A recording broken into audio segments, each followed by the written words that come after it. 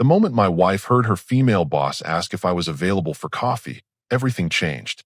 But let me back up to how we got there. It was a Saturday afternoon when my wife told me about her company's annual barbecue. She mentioned it casually while scrolling through her phone, barely looking up. "Oh, by the way, there's this work thing next weekend. You should probably come." Should probably come. Not, "I'd love for you to meet my colleagues," or "it'll be fun." Just a reluctant invitation that felt more like an obligation. I'd been married to this woman for 8 years, and lately, I'd started noticing things. Little things that individually seemed harmless, but together painted a picture I didn't like. The way she'd changed the subject when I walked into a room during her work calls. How she'd suddenly become busy on her phone whenever I tried to discuss our day. The distance that had crept into our conversations. But I agreed to go. Maybe I was curious. Maybe I wanted to see what her work environment was really like. The barbecue was held at the company's headquarters, a modern office building with a large outdoor patio. As soon as we arrived, my wife's entire demeanor shifted. She walked faster, putting distance between us without making it obvious. When colleagues approached to say hello, she'd offer vague introductions. "This is my husband," she'd say, never using my name, never adding any details about who I was or what I did. Just my husband, like I was some generic accessory she'd brought along. I watched her transform throughout the afternoon. With me standing nearby, she was quiet, almost withdrawn. But when I stepped away to get drinks or use the restroom, I could see her from across the patio laughing loudly with the guys from accounting, being animated and engaging in ways she never was around me anymore. The contrast was striking and insulting. I'm not an embarrassment. I run my own small business. I'm in good shape. I dress well. But watching her behavior, you'd think she'd married beneath her station and was counting the minutes until she could drop me off at home. When her colleague from marketing started talking about his weekend golf plans, my wife suddenly found urgent business at the buffet table. When another coworker mentioned his new truck, she developed an immediate need to check her emails. Any conversation that might naturally include me somehow became her cue to disappear. The message was clear.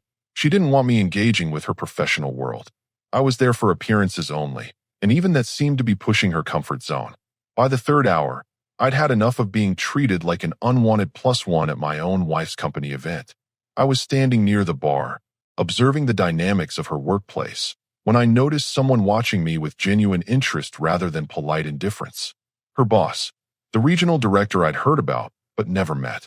She was an attractive woman in her early 40s, confident in the way successful people often are. Unlike everyone else who'd given me those awkward courtesy nods, she was looking at me like she actually saw something worth her attention, and she was walking straight toward me. "You must be the mysterious husband I keep hearing about," she said with a warm smile, extending her hand. "I'm the regional director here." Her handshake was firm, her eye contact direct. Already, she was treating me with more respect than my own wife had shown all afternoon. "Mysterious?" I asked, raising an eyebrow. "Well, your wife talks about work constantly, but she's remarkably tight-lipped about her personal life. Makes a person curious." She gestured toward the bar. "Mind if I join you? These company events can be a bit much." We started talking, and the conversation flowed naturally. She asked about my business, seemed genuinely interested in my opinions about market trends. She laughed at my observations about the barbecue dynamics, and I found myself relaxing for the first time all day. "You know," she said after we'd been talking for about 20 minutes, "I have to say I'm surprised." "About what?" "Based on how your wife describes her home life, I was expecting someone completely different." That caught my attention. "How does she describe her home life?" She paused, clearly realizing she might have overstepped. "Oh, you know how it is. People vent about their relationships at work sometimes. Nothing too specific." But her hesitation told me everything. My wife had been complaining about me to her boss, painting me in some unflattering light that made this woman expect to meet someone disappointing. "What kind of person were you expecting to meet?" I asked directly. She laughed, but it was a bit uncomfortable now. "Honestly, someone less engaging, less articulate. She makes it sound like you two don't have much in common." I glanced across the patio where my wife was deep in animated conversation with 3 male colleagues, laughing at something one of them had said. She hadn't looked in my direction once in the past half hour. "Apparently we don't," I said. The regional director followed my gaze, and her expression shifted slightly. She's very ambitious, your wife. Sometimes people get so focused on their career trajectory that they lose sight of other things. Is that your diplomatic way of saying she's been bad-mouthing her husband to climb the corporate ladder? I didn't say that. You didn't have to. She studied me for a moment. You're sharper than she gives you credit for. And you're more honest than most people in management positions. That earned me a genuine laugh. Careful, or I might start thinking you're too good for this crowd. The irony wasn't lost on me. Here was my wife's boss, someone who barely knew me, showing more appreciation for my company than my own spouse had in months.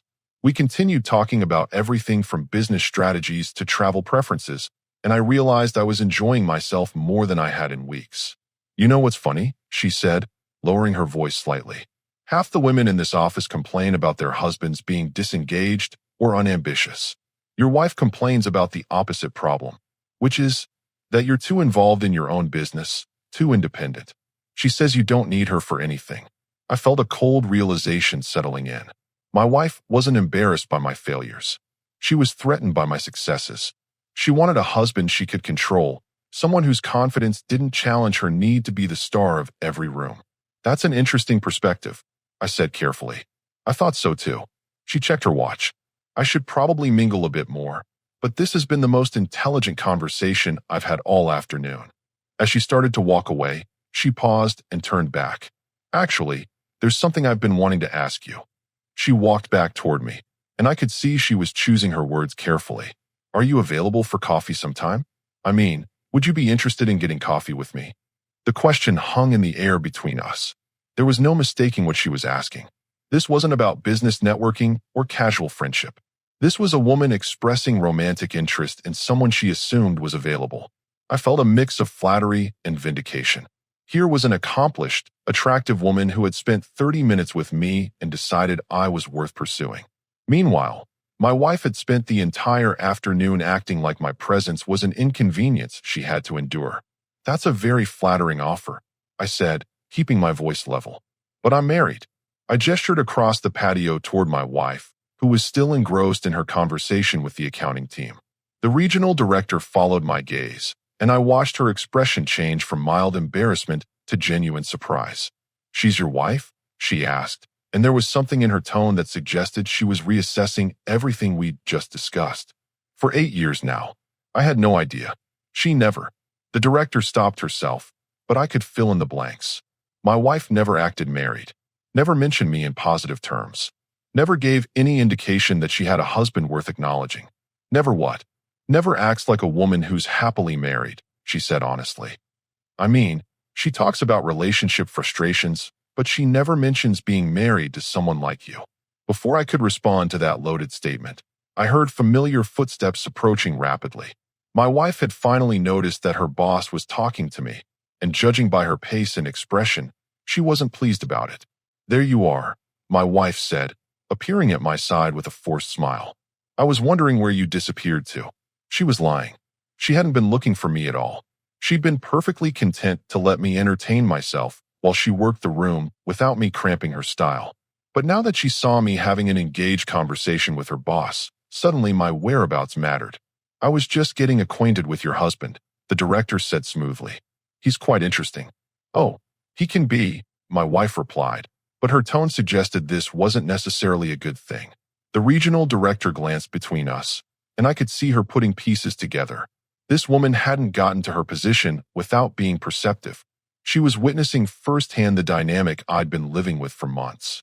I was just telling him how much I'd enjoy continuing our conversation over coffee sometime, the director said, and I realized she was testing something. My wife's reaction was immediate and telling. Her forced smile faltered completely, replaced by a look of panic and possessiveness. Coffee, my wife repeated, and there was an edge to her voice I recognized. It was the same tone she used when she felt territorial about something she'd been taking for granted.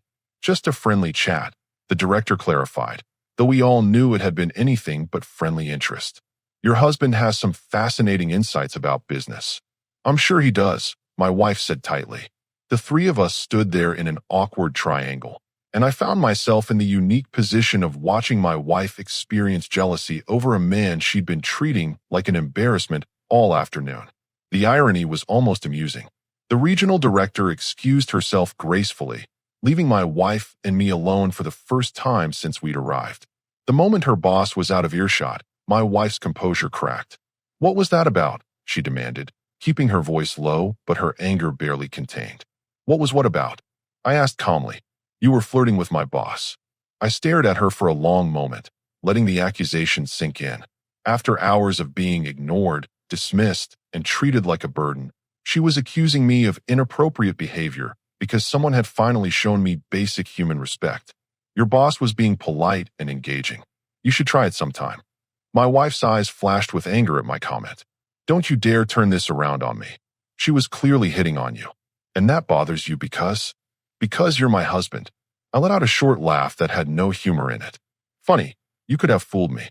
You've spent this entire afternoon pretending I don't exist." "That's not true." "Really? When exactly did you introduce me by name to anyone here?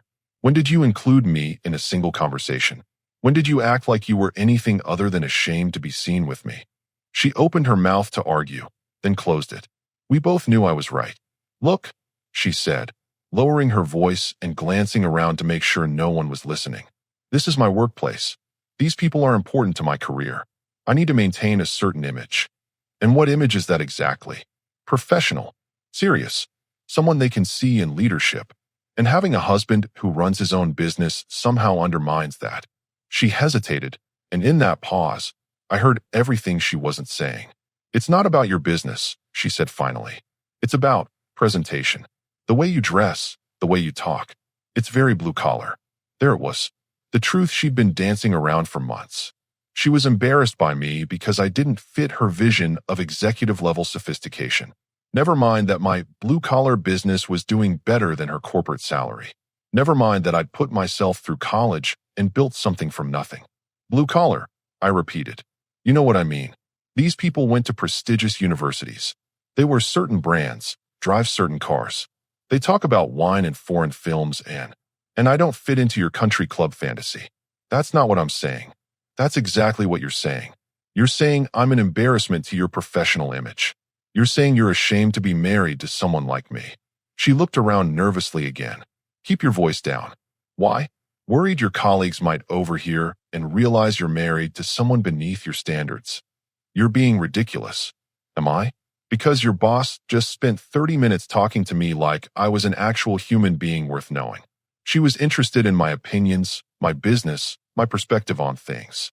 She treated me with more respect in half an hour than you've shown me in months." She was being polite. No, she was being genuine.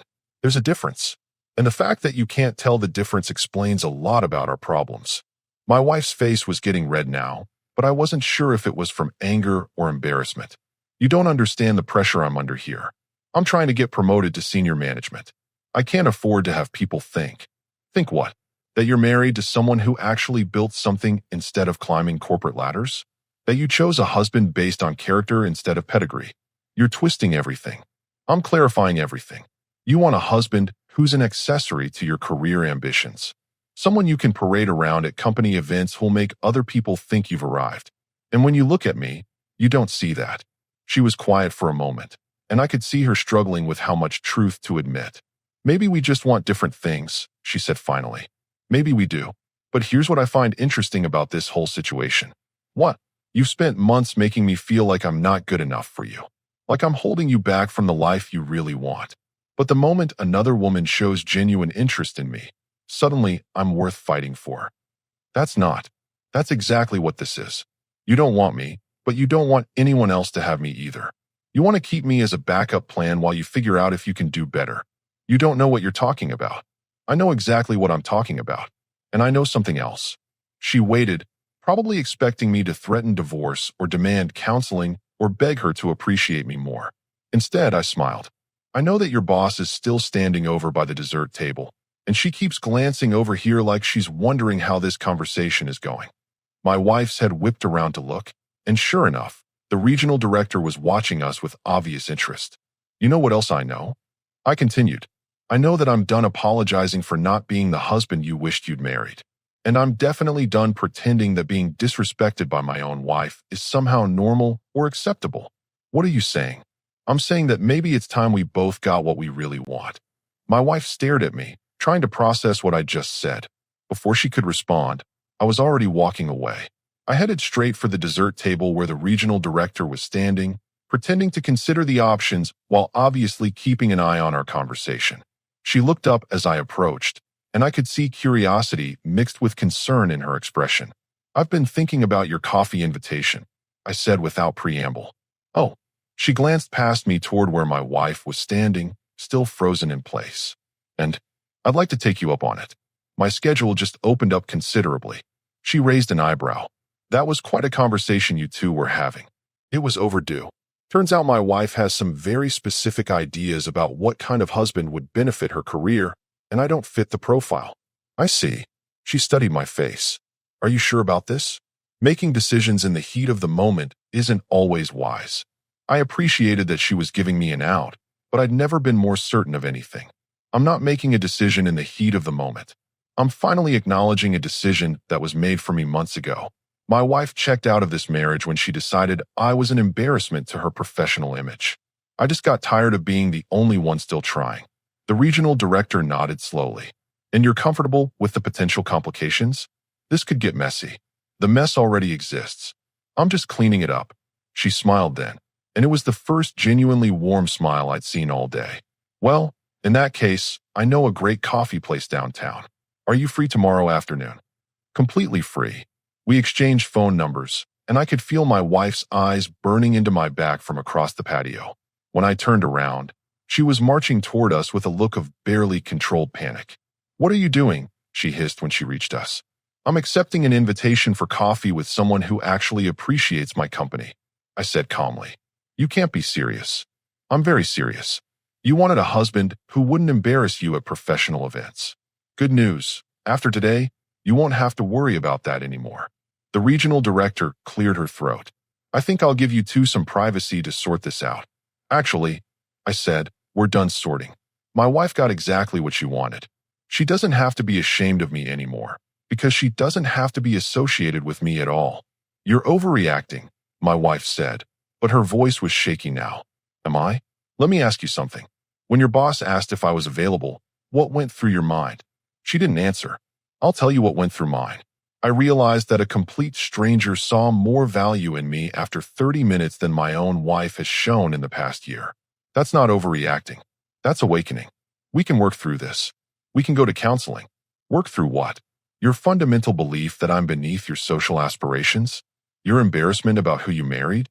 The fact that you've been bad-mouthing me to your colleagues for months? I never. Your boss just told me she was expecting to meet someone disappointing based on how you describe your home life. So either you've been lying to her, or you've been lying to me about how you really feel. My wife looked around desperately, probably realizing that several of her co-workers were now watching our drama unfold. The irony wasn't lost on me. She was worried about her professional image while having a public marital meltdown at a company event. "You're going to destroy everything I've worked for," she whispered. "No, you did that when you decided your husband was a liability instead of a partner. I'm just refusing to participate in my own disrespect anymore." I pulled out my car keys. "I'll be staying at my brother's place tonight. You can have the house to yourself to think about whether this is really the life you want. You can't just leave. Watch me." I started walking toward the parking lot, then stopped and turned back. "Oh, and honey, when you're explaining to everyone on Monday why your husband left you at the company barbecue, you might want to consider telling them the truth. That you got exactly what you always wanted. A chance to be exactly as professional and sophisticated as you think you deserve to be, just without me holding you back." I could hear her calling my name as I walked to my car, but I didn't turn around. For the first time in months, I felt like I could breathe properly. My phone buzzed with a text before I even made it out of the parking lot. It was from the regional director. "Coffee at 2 p.m. tomorrow? Corner Cafe on 5th Street. I have a feeling we're going to have a lot to talk about." I smiled as I typed back, looking forward to it. Behind me, my wife was probably still standing in that parking lot, finally understanding what it felt like to be embarrassed in front of her colleagues. The difference was, her embarrassment was earned. 3 months later, I was sitting across from the woman who had changed everything, watching her laugh at something I had just said about a difficult client. Our coffee dates had evolved into dinner dates, which had evolved into weekend trips, which had evolved into something I hadn't experienced in years, a relationship built on mutual respect. Her name was Diana, and she was everything my ex-wife had pretended to value but never actually appreciated. Successful, intelligent, confident, but unlike my ex, she saw those same qualities in me instead of feeling threatened by them. You know what's funny? Diana said, reaching across the table to touch my hand. I keep waiting for the other shoe to drop. For you to turn out to be too good to be true. What do you mean? I mean, you're successful, articulate, funny, and you actually listen when people talk. Your ex-wife made you sound like a complete disappointment. I keep wondering what I'm missing. Maybe you're not missing anything. Maybe she was just looking for different things. Like what? I thought about it. Someone who would make her look good without outshining her.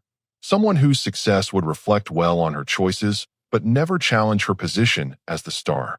Someone grateful enough for her attention that he'd never question how he was being treated. That sounds exhausting. It was. For both of us, I think. Diana squeezed my hand. Well, her loss is definitely my gain. The irony of the situation wasn't lost on either of us.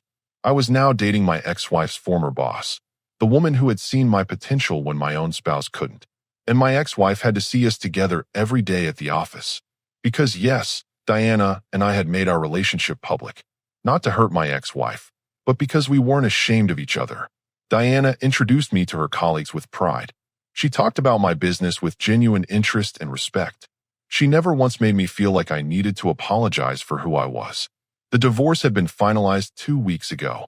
My ex-wife had tried to fight it initially, suddenly discovering an appreciation for our marriage once she realized I was serious about leaving. But by then, it was too late. You can't respect someone on command, and you can't unhear the things that were said at that barbecue. She'd also discovered that her professional reputation had taken a hit. Word had gotten around about how she'd treated her husband at the company event, and people had opinions about it. Turns out, most of her colleagues, especially the women, didn't think much of someone who publicly disrespected their spouse. Her promotion to senior management had been quietly shelved. Meanwhile, Diana had recommended my business to several clients, and I'd landed 3 major contracts in the past 2 months. She celebrated my successes like they were her own, because she understood that partners lift each other up instead of tearing each other down. I have some news, Diana said, pulling me back to the present. Good news or bad news? Depends on your perspective. Your ex-wife put in for a transfer to our Denver office. I raised an eyebrow. Running away? I think the daily reminders were getting to be too much for her. Seeing us together, knowing that everyone in the office knows what happened. It's hard to maintain your professional image when people remember you having a public meltdown at a company barbecue. How do you feel about that? Honestly, relieved. It'll be easier for everyone if she's not around. Fresh start for her, less drama for the rest of us. I nodded. I didn't feel vindictive about my ex-wife's struggles, but I also didn't feel guilty. She'd made her choices, and choices have consequences. Besides, Diana continued with a smile, I'm much more interested in talking about our future than her past. Our future? Well, my lease is up next month, and I've been thinking it might be time for a change. Maybe something with a little more space. Room for 2 people to spread out. I looked at this incredible woman who had seen value in me when I'd almost forgotten it myself, who had given me back my confidence and self-respect, who treated our relationship like a partnership instead of a burden. I think that sounds perfect, I said. Later that evening, as we walked back to my car, Diana stopped suddenly. You know what I realized today? What's that? Your ex-wife was right about one thing. You were too good for her. She just got the reasoning backwards. She thought you weren't sophisticated enough for her world. The truth is, you were too authentic for her games. I pulled her close and kissed her, right there on the busy sidewalk, not caring who saw us or what they thought. Because I'd learned something important from that barbecue. Life is too short to spend it with someone who doesn't celebrate having you in it. My ex-wife had wanted a husband who would make her look good. Diana wanted a partner who made her feel good. And the difference between those 2 things had changed everything. The best part? I never had to pretend to be someone else ever again. I'd found someone who loved exactly who I was, blue-collar background, direct communication style, and all. Someone who saw my authenticity as a strength, not a weakness. And that made all the difference in the world.